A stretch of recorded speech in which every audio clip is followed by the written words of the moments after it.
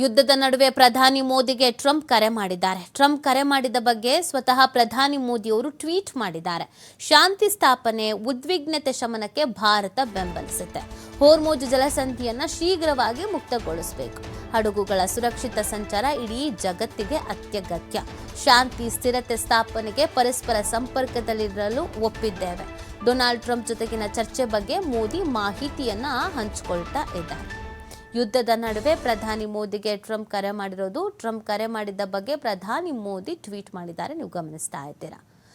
ಶಾಂತಿ ಸ್ಥಾಪನೆ, ಉದ್ವಿಗ್ನತೆ ಶಮನಕ್ಕೆ ಭಾರತ ಬೆಂಬಲಿಸುತ್ತೆ. ಹೋರ್ಮುಜ್ ಜಲಸಂಧಿಯನ್ನ ಶೀಘ್ರವಾಗಿ ಮುಕ್ತಗೊಳಿಸಬೇಕು. ಹಡಗುಗಳ ಸುರಕ್ಷಿತ ಸಂಚಾರ ಇಡೀ ಜಗತ್ತಿಗೆ ಅತ್ಯಗತ್ಯ. ಶಾಂತಿ ಸ್ಥಿರತೆ ಸ್ಥಾಪನೆಗೆ ಪರಸ್ಪರ ಸಂಪರ್ಕದಲ್ಲಿರಲು ಒಪ್ಪಿದ್ದೇವೆ. ಡೊನಾಲ್ಡ್ ಟ್ರಂಪ್ ಜೊತೆಗಿನ ಚರ್ಚೆ ಬಗ್ಗೆ ಮೋದಿ ಮಾಹಿತಿಯನ್ನು ಹಂಚಿಕೊಂಡಿದ್ದಾರೆ.